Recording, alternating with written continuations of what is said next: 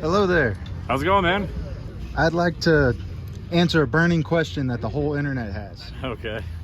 What is your name? All right, we got Richard here, who's now at Reefs. Right. Can I ask you a question? Sure.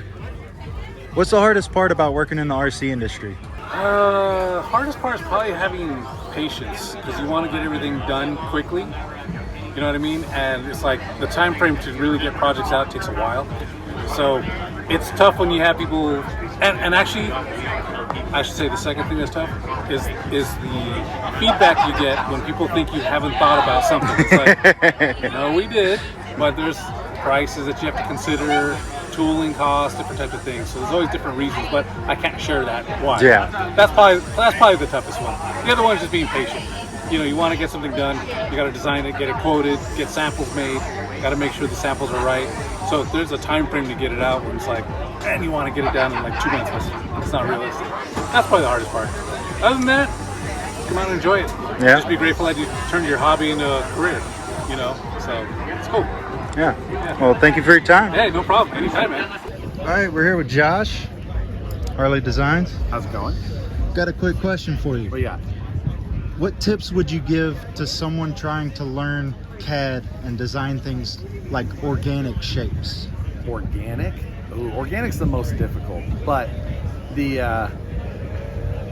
the best place to start is trying to break things down into the simplest shapes and then go from there. But organic is a whole different world, and probably not even the world that I'm very good at in general.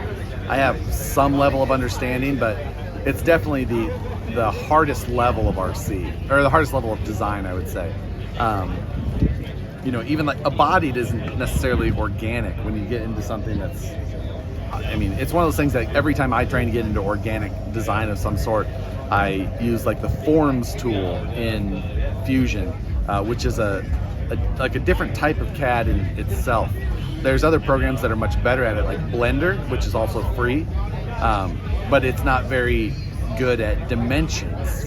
So And accuracy. yeah, it's a interesting world of something to try and blend. I've tried to leverage more of the 3D scanning side and then design into it. So like if I wanted to design something that I gripped, like I would grip a piece of clay, 3D scan it, then bring it in and try and add my mechanical attachments to the scan. But it's one of the most difficult areas to try and really get into as far as like how my brain works. Gotcha. Other people, that may be how they think, and the mechanical side is much more difficult. So yeah, it's I'm probably the worst person at that side of things.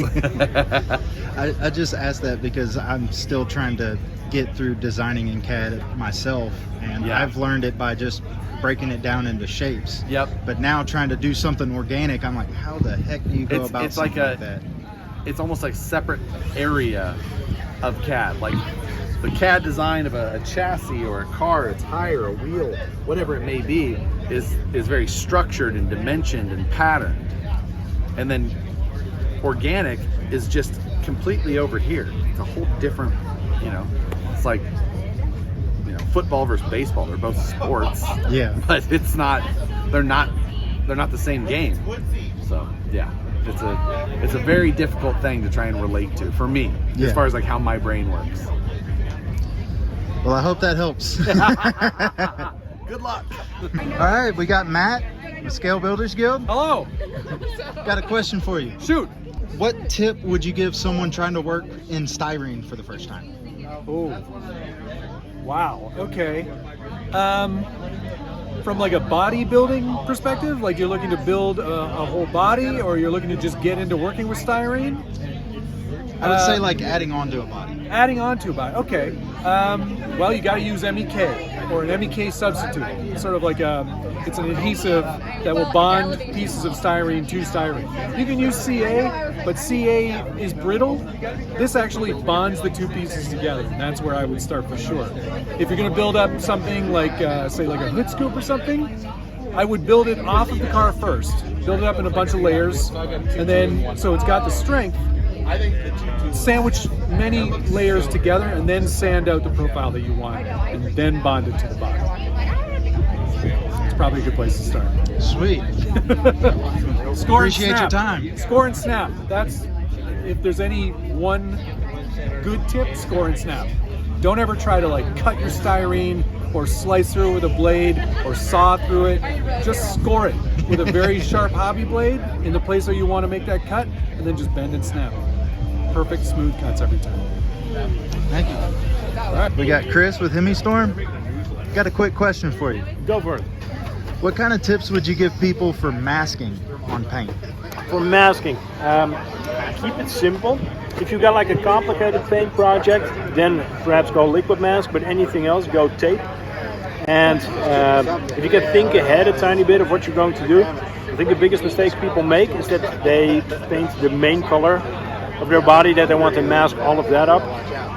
If you just make sure that you do the main color of your body first, and then after they can move on to the details, then you're kind of 80% there already. I think that's the best tip that I can give you. And use the clear overspray film to your benefit. So you always have the clear film on the outside, and that is, I did not paint this, but it gives you an opportunity to use that as like an additional layer of masking. And a lot of people just can't wait to get it ripped off the outside of the body when they're done. But if you use it to cut it and add some extra detail, then that's a really nice thing to do, I think. So for example, for window beads, window frames, stuff like that, use the outside film.